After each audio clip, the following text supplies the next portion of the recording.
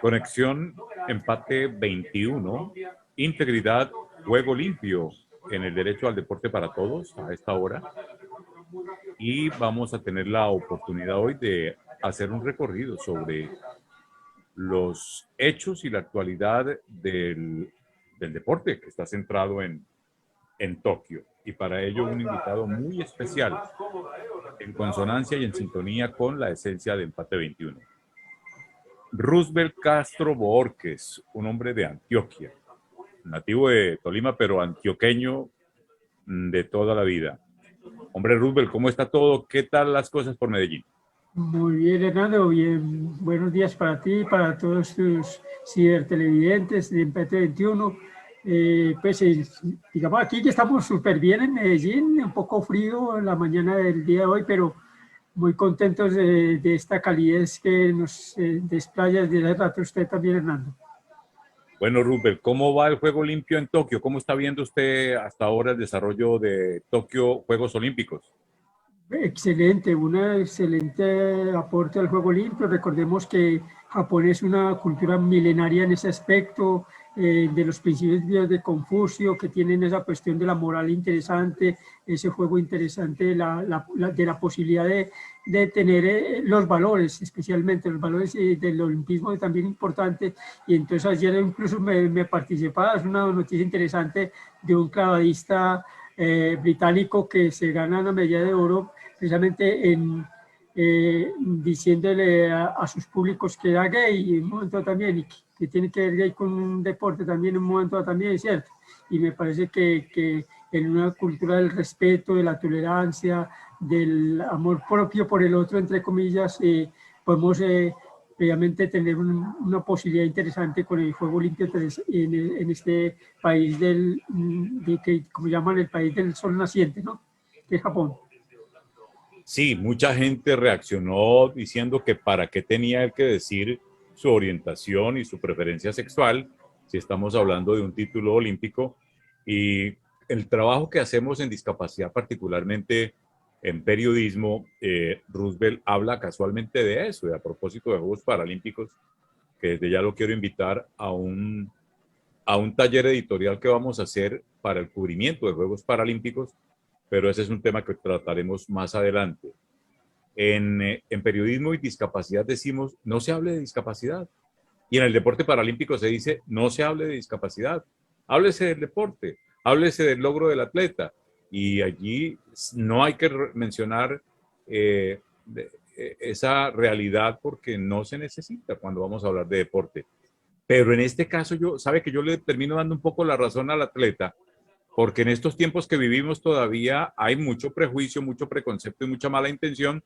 Y entonces yo en respuesta a esa reacción de la mayoría de para qué tiene el que decir eso, les digo, pero imagínense ustedes en un periódico amarillista de estos que tanto hay en Londres y en Inglaterra todavía, a algún tiempo diciendo, oiga, sí saben, urgente, atención, el medallista de oro es gay, para explotar y vender periódicos. ¿No le parece?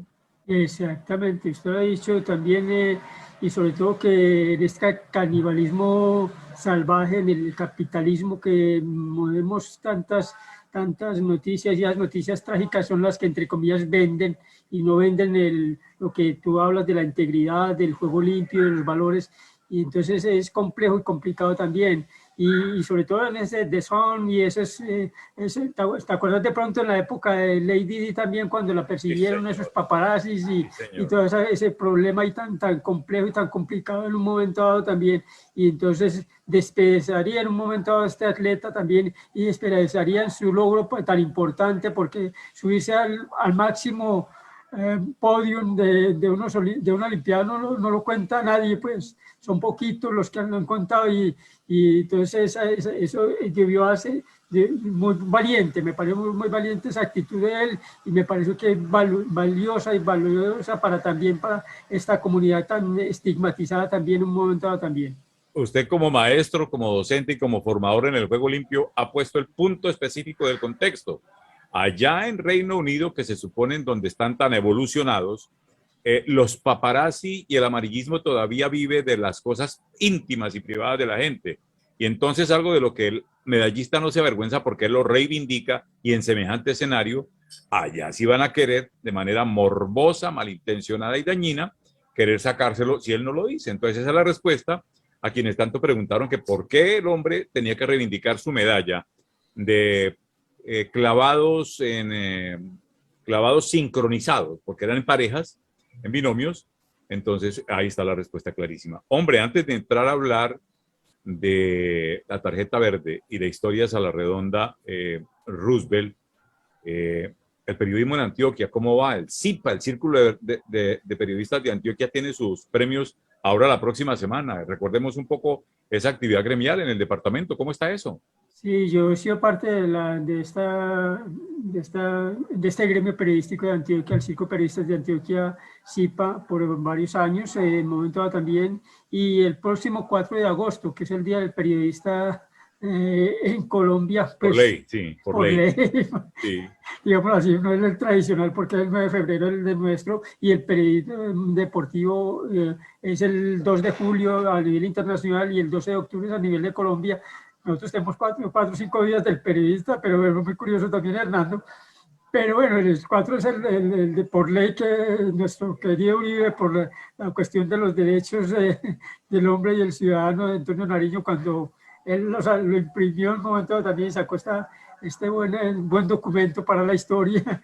Y entonces es por ley que hacemos esa celebración. Entonces este próximo 4 de agosto en el auditorio del Instituto para el Desarrollo de Antioquia e IDEA van a premiar diferentes categorías, van a hacer la junta directiva comandada por Asael Carvajal, un abogado y periodista también del departamento de Antioquia, profesor de ética. Nombre muy antioqueño, Asael.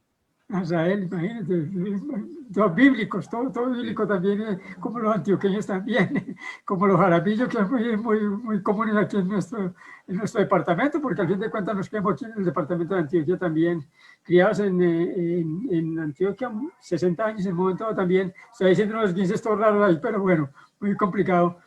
Pero entonces te comento que a propósito de nuestro presidente Asael Carvajal, entonces va a comandar esos premios de periodismo en la 31ª versión. Qué bien. Bien para el periodismo económico, el periodismo deportivo, los mejores trabajos en el año del periodismo también comunitario. Van a tener diferentes categorías, esta cosa también en esta ceremonia tan interesante que va a tener el premio CIPA, y también van a tener unos premios especiales, por ejemplo, la ética del periodismo, el periodismo económico, van a tener el periodista escritor, van a premiar a varios colegas ahí nuestros también en un momento dado, también van a ser reconocidos por su trabajo, porque al fin de cuentas un reconocimiento no indica que sos el mejor de ese cuento. A mí me parece que es muy aberrante el cuento de decir que no, es que soy el non plus ultra de estas cuestiones del periodismo, y no es cierto, Hernando. Somos como una especie de indicador para que otros asuman ese reto de hacer un buen periodismo, de hacer una especie de lo que yo llamo también un periodismo para la vida, para la reconciliación y para el amor. Vea, mi estimado Roosevelt, le voy a contar algo que no se cuenta. Ese premio de periodistas para periodistas en Antioquia, qué bueno, y que la gente le preste atención y lo visualice en este 4 de agosto. ¿Aló? Permítame un segundo que tengo una llamada acá. Dale, Hernando. ¿Una llamada?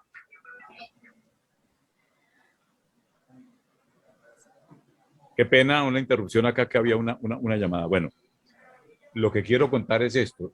Yo jamás en mi vida me he presentado a ningún premio de periodismo, porque es que no le creo a la mayoría absoluta de esos asuntos. No demerito a quienes viven para ganar premios de periodismo, pero yo nunca me he metido en eso, porque creo que lo que usted acaba de decir, empezamos entrando en sintonía todo el tiempo y eso está interesante. No, nada, esos son reconocimientos y punto. Y bueno, algunos los estimulan, pero que el mejor de los mejores, yo siempre he pensado que los mejores están por ahí ocultos, no se ven, ni hacen ruido, ni nada de esto. Bueno, entremos a hablar. Sí, es como el viento invisible también al propósito de lo que estás planteando, Hernando, y muy en sintonía y en consonancia con lo que estás un momento diciendo, que es una frase de Beers que habla que no son las fuertes velas las que mueven el barco, sino el viento invisible. Y hay que ser ese viento invisible para las personas, para que movamos ese barco de la desesperanza, barco de la tristeza, barco del desencanto, barco de muchas cosas también, un momento también. Entonces, seamos ese viento invisible a través de nuestro trabajo en el periodismo, en este caso que nos acomete también desde hace rato también, que es el periodismo deportivo. Bueno, nosotros nos estamos preparando para entregar la posta del relevo en lo que hacemos y para dejar la semilla en quienes han de seguir esta senda. Y por eso necesitamos aprendizajes como en la trayectoria de alguien como usted, un periodista que se dedica a promover el juego limpio y la ética. Oiga, ¿uno no se muere de hambre en eso, Roosevelt? No, hay que morir en el intento de algunas maneras. Entonces, un amigo mío que la profesión nuestra es el mejor oficio del mundo para, digamos, para morirse pobre. Sí. Para morir pobre, pero morir en el intento al menos, eso es interesante. No, es tratar de dejar ese legado de pronto para un mundo muy convulsionado como el que tenemos nuestro también, como decía anteriormente, también un capitalismo salvaje que todo lo compra, que todo lo vende, que se acuerda de pronto Hernando esa canción de los años 70 de Luis Gabriel, o no me acuerdo bien, un cantante colombiano que decía que yo le vendo hasta Luis el amor. Gabriel. Luis Gabriel. Yo le vendo todas las cosas, en cómodas cuotas mensuales, pero sin financiación, decía el hombre en su cantar, ¿no? El mundo también, entonces este capitalismo salvaje que vende hasta los valores y vende todas las cosas también, descarnado en un periodismo que llamamos el periodismo de las tres S, la S de sangre, sudor y sexo, que es lo que se vende permanentemente también en los medios de comunicación. En un momento dado también el periodismo informativo está materializado en ese aspecto, también sesgado para esa línea informativa también, que de todas maneras casi que hacen un periodismo de pornomiseria, de vampiréstico, muy complejo y muy complicado. Entonces me parece a mí que si le cambiamos esos lenguajes podemos ver la esperanza, ver el amor, ver la tolerancia, ver el respeto y reivindicar esos valores. Yo creo que podemos generar también esos espacios también, y podemos cambiarle también el chip en un momento dado también a las personas, en un momento dado, y repito también en un momento dado también, Hernando. Esta es una conversación aquí muy coloquial con Roosevelt Castro, hablando sobre periodismo, juego limpio y ética. ¿Qué haría Sócrates o Confucio o el mismo Buda en este tiempo con un celular en la mano y con todo lo que se ve, etcétera? ¿Qué pasaría con esa gente, Roosevelt? Yo creo que lo aprovecharían al máximo también, enseñarían bastante, yo creo que sí. Ellos de manera, una cosa muy hipotética también, Hernando, pero muy válida también. Ellos lo aprovecharían al máximo en sus enseñanzas, desde la ética, desde los valores, desde todo lo que planteó también Sócrates también, que es una frase interesante que también está en mi impronta personal del conocimiento, que él dice que yo solo sé que nada sé. Es ignorante, ser ignorante ante la ignorancia, como decía Karl Popper, el maestro filósofo austriaco, y que en la Universidad Complutense habló precisamente del conocimiento de la ignorancia, del solo sé que nada sé. Es que todos los días tenemos que perfilarnos en aprender, precisamente todos los días, aprender y aprender, como dice en el verbo también, de coger las cosas y de saber percibir las cosas. O decir también como esa frase jesuítica, del momento también de los jesuitas, que no te acostaréis sin haber aprendido algo nuevo todos los días. Bueno, estamos en un tiempo en que tiene más sentido hoy que nunca la ética, la filosofía. La pregunta es, Roosevelt, ¿cómo sintonizar a niños desde su comienzo, a escolares, a agentes de bachillerato, adolescentes o universitarios con principios y valores como, por ejemplo, sintonizar la vida y el sentido de vida a través de filosofía y ética. ¿Cómo hacerlo, Rubén?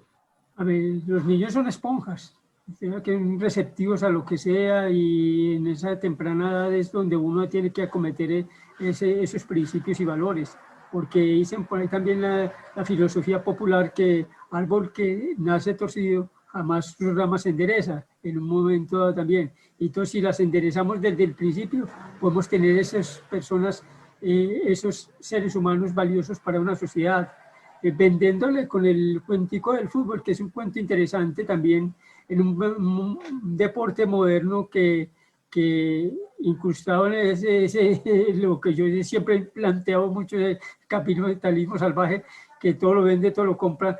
De todas maneras también pueden vender y comprar esos valores en un momento también. Entonces yo creo que los niños también, como con esos referentes como Messi, como Cristiano Ronaldo, como Higuita en un momento dado también, o con nuestras selecciones Colombia también, vendieron esos valores y también esos valores que estaban intrínsecos en ellos, que de todas maneras afloraban a través de su proyecto de vida en un momento dado también.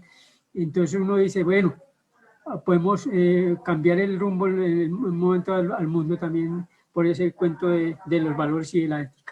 Dice algún pedagogo, algún filósofo, que los niños siempre están buscando a quién respetar y qué respetar. Que los niños lo que más están buscando en los papás es cómo respetarlos y de qué manera aprender algo de ellos que sea respetable. Y en sus referentes de sociedad buscan a quién respetar. Entonces eso demuestra que los niños sí están dispuestos, son materia disponible para aprender valores, principios, ética y filosofía, Roosevelt. Claro que sí, usted lo ha dicho, Hernando, muy claramente ese es válido lo que estás planteando, Hernando, y eso es cierto. Esos niños como esponja, no como Bob Esponja, que ellos también son seguidores de Bob Esponja también, en un momento de la caricatura esta, pero sí son muy receptivos, demasiado receptivos. Yo dirigí equipos de fútbol aquí en Medellín, en la ciudad de Medellín, los equipos de la Universidad Pontificia Bolivariana, e incluso fui uno de los que le di el puntapié inicial a lo que a futuro se llamó el torneo Ponifútbol, en un momento dado también. Como decía el señor Fidel Castro cuando se tomó su cartel Moncada, el cartel Moncada en el 1959 en enero, Fidel Castro decía que la historia me absolverá. Así es. Me decía él, por las cuestiones previamente de que la historia, estamos creando la historia, y la historia me ha supuesto en un momento dado también, por esa revolución que yo estoy planteando en un momento dado también hacia Cuba, en ese giro que dio también Copernicano la política de la isla, en La Habana. Entonces me refiero a lo que estoy diciendo cuando la historia me solverá de las cuestiones del baby fútbol también, que estuvimos entonces con los, haciendo los torneos con un maestro de maestros que se llama mi amigo Guillermo Inestrosa Izaza, que en paz descanse, que fue un hombre que aportó decididamente, fue un genio no muy de santa comunión aquí en nuestro departamento y en nuestra Colombia también. No sé si acuerda usted de pronto espacios como el Club del Clan, que fue sí, claro. no sé si es de nuestra época también, Hernando, también allá por allá en 1968 en la televisora nacional, cuando salió un poco de figuras para el canto colombiano como Vicky, Claudia de Colombia, como Oscar Golden, como Billy Pontoni, en un momento también para la farándula colombiana, y él fue el que catapultó eso. Él fue uno de los que les dio el puntapié inicial también a lo que fue más tarde se convertiría en el Club Atlético Nacional, en un club que llamaba Unión, en los albores de 1936, el señor Guillermo Estrella, y que después lo desconocieron por un plumazo por completo, le desconocieron su labor, le desconocieron su gran aporte. Él fue el fundador del Círculo de Cronistas y Comunicadores Sociales de Antioquia, Ciclodeportes, que después se convirtió en la COR Antioquia, y que después se ubicó en esta dinámica del periodismo deportivo también en la agremiación periodística estandarte de nuestro departamento. Y fue un creador de libros, de un escritor de libros, un hombre muy valioso. Entonces, leo muchas cosas también en ese aporte, y en esos aportes interesantes es lo que estoy planteando el baby fútbol, y estoy planteando los medios del baby fútbol precisamente porque leímos el puntapié inicial a lo que fue también este torneo que ya después sacan pecho otras personas, se colocan otros apellidos y los apellidos iniciales no los tenemos. Pero bueno, Ruth, del oficio. Usted es un hombre que su gremio, sus colegas en el periodismo deportivo y el gremio en el departamento de Antioquia reconocen como un hombre de casi medio siglo de ejercicio en estas lides. ¿Por dónde anduvo usted con su programa Tarjeta Verde y con su programa Historias a la Redonda? ¿Qué más alcances han tenido esos aportes que usted ha desarrollado ahí en el territorio? Le voy a mostrar la tarjeta verde por acá. Sí. Esta tarjeta verde también. Sí. Sí, la cosa también es una... Yo amo, tolero, respeto a mi adversario y contribuyo con el juego limpio. Sí, señor. Y el logo del Fair Play de la FIFA. Sí, esta es una iniciativa que nació de un arbitraje didáctico y de fortalecimiento en valores que hacía con los niños antioqueños. Cuando yo fugía como árbitro, mi mamá decía que por qué metió la profesión, que cómo le fue en el partido, y yo le, mami, a mí me fue muy bien, usted salió muy apurriadita, pero bueno, en el cuento del arbitraje y en el juzgamiento, a propósito de eso también, hice mi primer curso en el año 82 con Salo Valderrama, un analista arbitral que tuvo las transmisiones de fútbol profesional de RCN con Jorge Eliezer Campuzano, y que fue árbitro profesional de fútbol también en nuestro país. Y en el 86 también hice otro curso, y ahí empecé como a ejercer este duro y desagresivo oficio que se llama arbitral, con un arbitraje didáctico, enseñando las 17 reglas del fútbol a los niños, como hablamos de ahorita, que son esponjas. Entonces, después lo ubiqué otro ingrediente más adelante, que fue casi 10 años después, que fue un componente axiológico, es decir, de valores con ellos, con una mini manual de convivencia, y a través de un divino niño le empezaba a entregar ese mini manual de convivencia que tenía solamente la primera tría de valores que llama yo amo, respeto y tolero a mi adversario. Ahí terminaba la frase con un sellito que le colocaba de caucho a esa laminita del divino niño que compraba por unas cacharrillas acá.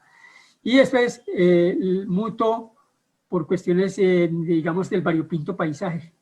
En el momento también de los niños del fútbol antioqueño, testigos de Jehová, budistas, musulmanes. Entonces no creí en el cuento de la laminita del divino niño. Entonces, como la lámina hablaba precisamente de respeto, yo empecé a respetar su sistema de creencias, sus valores en un momento también espirituales.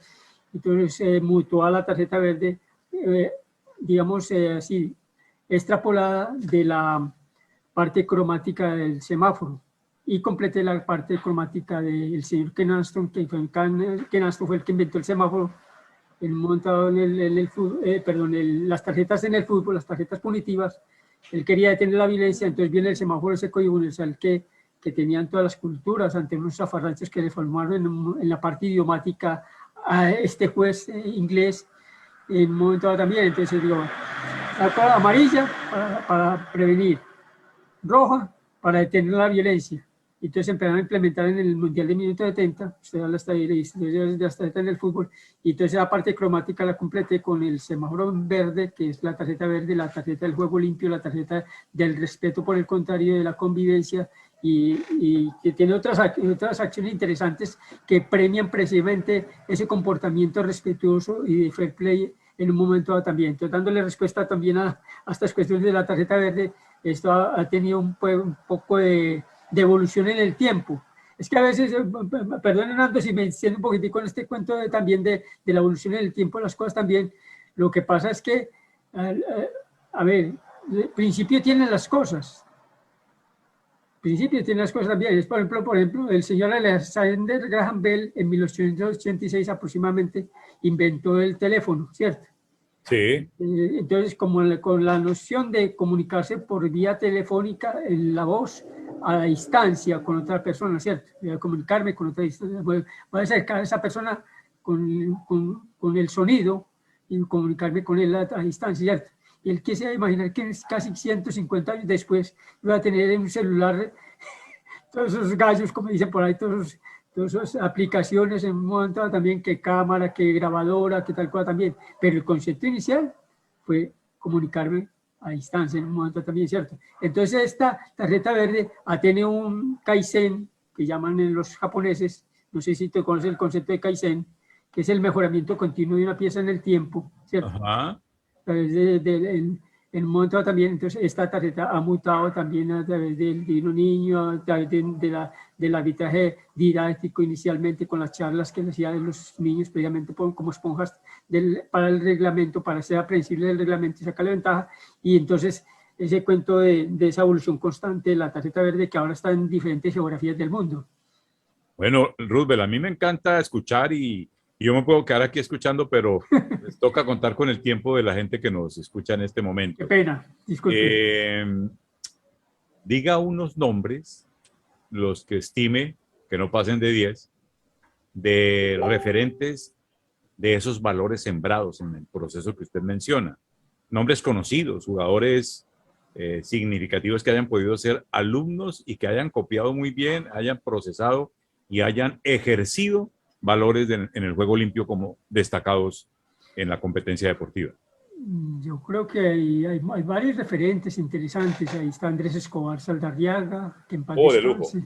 De lujo, ese hombre es un estandarte, un caballero del fútbol.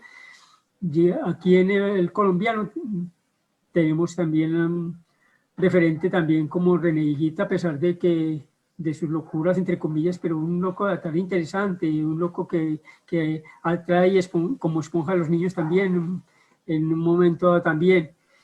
No, se me queda Francisco Maturana, por su sabiduría, por su conocimiento, por su caballerosidad. A veces este idioma del fútbol a veces nos convierten en seres muy gaseosos también por la cuestión de la fama y el reconocimiento público, que a veces es complejo y complicado.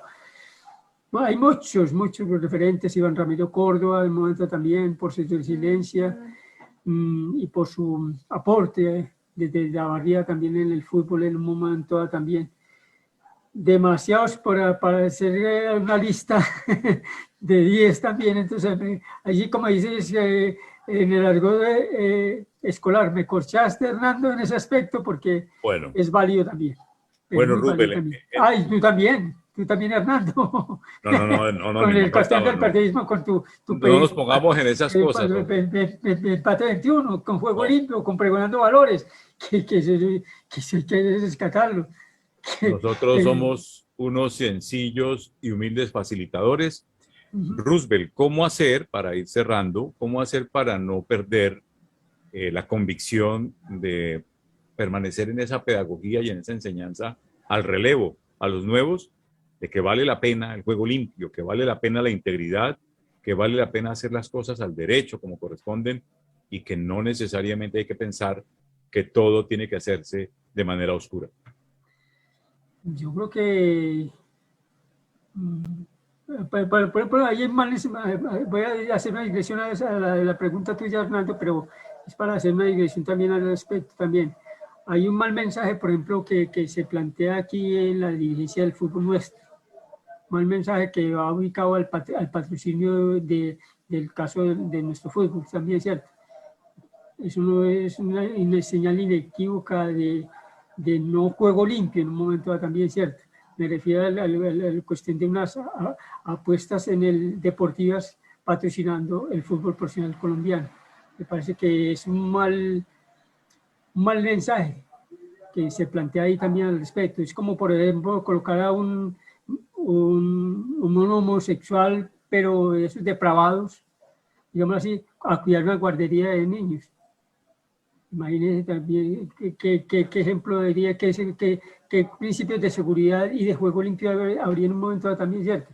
Entonces me parece que que ante eso tenemos que ser muy coherentes con el cuento también, entonces denunciar esas partes desde la ética, desde los valores del cuento también, así también que para una sociedad también que esa vida de esos referentes que hablabas anteriormente también, que en el papá, que después en la sociedad también vea esos referentes de ese camino a seguir, ¿cierto? Y de esa línea recta que habla también que creo que hablaba un filósofo griego, se me fue escapar el nombre también, que a propósito que dibujar las líneas rectas para ese comportamiento recto de las personas en un momento dado también.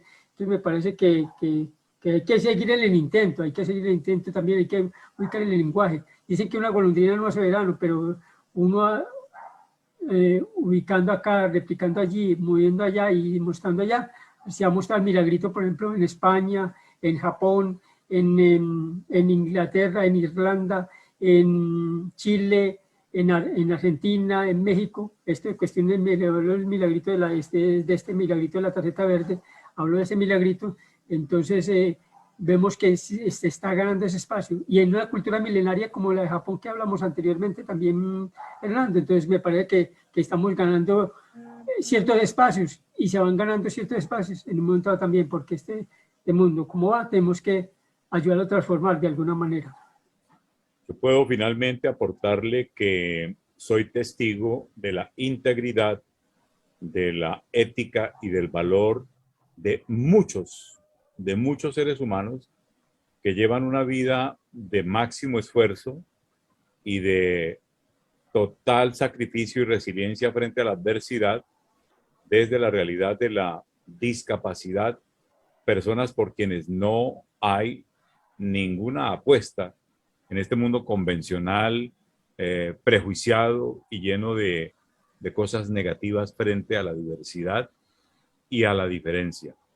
Ahí ve uno personas que desde todas las situaciones negativas y adversas, exclusiones, segregaciones, los ve uno luchando a pulso todo el tiempo y saliendo adelante. Esa gente es gente que enseña y da lecciones de entereza, de ética y de vida limpia. Nosotros tuvimos que, perdón, Hernando, a propósito de personas que se hablan de discapacidad, nosotros tuvimos en una transmisión de fútbol acá en la ciudad de Medellín un chico invidente. Sí. En el fútbol, llevando las estadísticas. Un periodista invidente. Sí. Y nosotros la llamamos la mirada humana del fútbol. La mirada humana del fútbol también. Yo me parece que va muy articulado precisamente a esas personas que son muy valiosas también, que son seres humanos, al fin de cuentas, de carne y hueso también.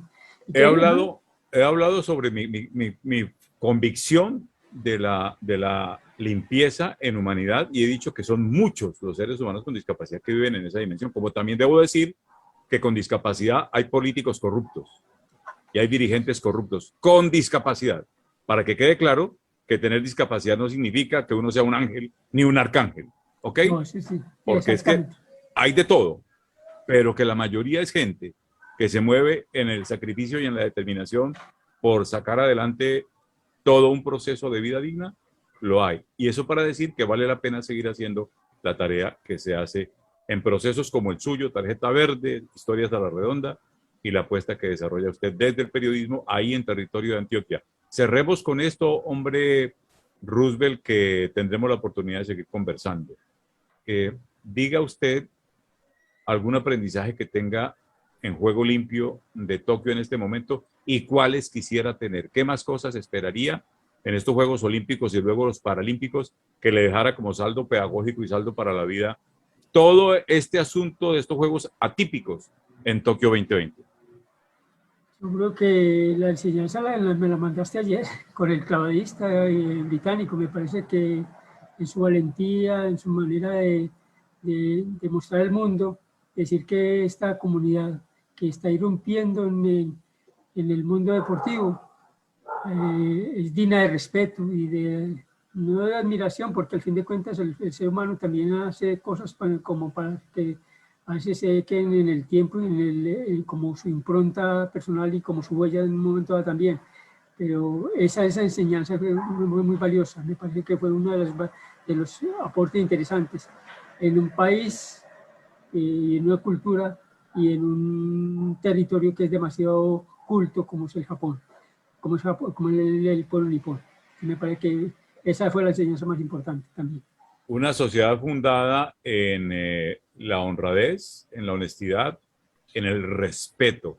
Querré yo tener la oportunidad de escuchar el saldo que traigan los atletas latinos y la gente latina que quiera aprender allí sobre esos valores, del respeto, de la integridad y de la honestidad que se practica en un territorio como aquel. Especialmente, y Hernando, y especialmente la resiliencia. Recordemos que Japón fue bombardeado en la Segunda Guerra Mundial y se levantaron de sus cenizas. Un país que en menos de un siglo se levantó por completo y creó una cultura interesante de resiliencia a través de esos valores de su cultura, ¿no? Mírate que cuando en Hiroshima y en Nagasaki mandaron sus bombas atómicas, y en agosto, que ahorita se cumple previamente una efeméride, previamente en estas cuestiones de su país, hay también un momento casi que son 76 años. 76 años. Sí, señor, cómo no. Y Hernández, los que tenemos nosotros. De hecho, esa manera de ser japonesa en este tiempo tiene que ver con lo que pasó. Y aquí nadie puede justificar una barbarie como ese holocausto de Hiroshima y Nagasaki en agosto de 1945. ¿Qué pasó? Antes de ese episodio, Japón era un pueblo guerrero y andaban por todas partes y por todo el mundo pegándole al que se dejara pegar. Y fueron y se metieron con la culebra mayor. Y ese fue el costo que tuvieron que pagar. Y el chip cambió automáticamente. Dijeron en su replanteamiento y en su reinicio los japoneses que hoy le están dando punto de partida a una nueva era en los valores del juego limpio para el movimiento olímpico y para el movimiento paralímpico, por dónde es que tiene que ir la cosa, porque es que el lucro loco del deporte negocio ha distorsionado mucho lo que soñó Pierre de Coubertin y lo que soñó Sir Ludwig Goodman en el paralimpismo. En ese momento post-Nagasaki, post-Hiroshima, una catástrofe humanitaria, los japoneses dijeron, ya no somos más guerreros ni vamos a ir a pegarle a nadie. De aquí para adelante vamos a ser trabajadores con respeto por la vida. Trabajadores. Y ahí van, y eso es lo que enseñan hoy día, para hablar del costo de ciertos aprendizajes en sociedades que no quieren aprender. Roosevelt. Exactamente. Tú lo dices, Fernando, más, me quitaste la resiliencia, la humildad, que después en un momento también sopesado en el cuento, el respeto por el otro, la reingeniería en sus vidas en un momento también. No, es que hay un poco de valor. Mírate, por ejemplo, cuando las medallas, ¿cómo las hicieron ellos? A través de desechos electrónicos, también las medallas que tienen ahorita en pecho y espalda los deportistas también.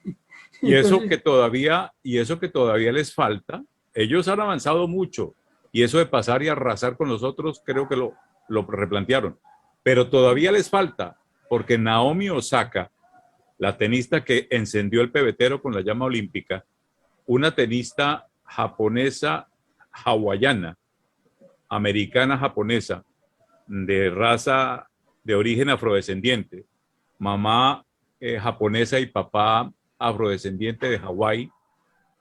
Ella está haciéndoles un llamado fuerte de atención a los japoneses para que dejen de discriminar y para que dejen de segregar a las mujeres y les permitan desempeñarse más y dejen el purismo racial que todavía hay en ciertas capas conservadoras, de mucho conservadurismo en ese territorio. Todavía les falta, y en todas partes falta mucho, pero podemos avanzar en el juego limpio. Roosevelt, qué grato poder conversar en esta oportunidad. Muchas gracias. Dice la OCSE, a propósito de un pensador oriental, que el agradecimiento es la memoria del corazón. Te agradezco mucho, Hernando, por esta oportunidad de dirigirme a todos estos televidentes de Empate 21, de la gente que nos ve a esta hora, y me despido con mi mensaje que siempre lo planteo en todas estas charlas y que me dan la oportunidad, que dice que por hoy le saquemos tarjeta roja a la violencia y leemos la norma de la ventaja al amor. Aquí seguimos. Este servidor, 40 años aprendiz de periodismo y en aprendizaje vital hasta el último suspiro, todo el tiempo aprendices vitales. Un abrazo, Roosevelt. Saludo cordial y gracias, Hernando, por la invitación y seguimos en sintonía con lo que dice por ahí también, con hablar de cambios de historia a la redonda y hablar de un poco de cuestiones de juego limpio, valores que tanto nos enseñas tú todos los días también en un momento también con tus mensajes. Empate 21, sintonizados con el juego limpio. Un feliz día.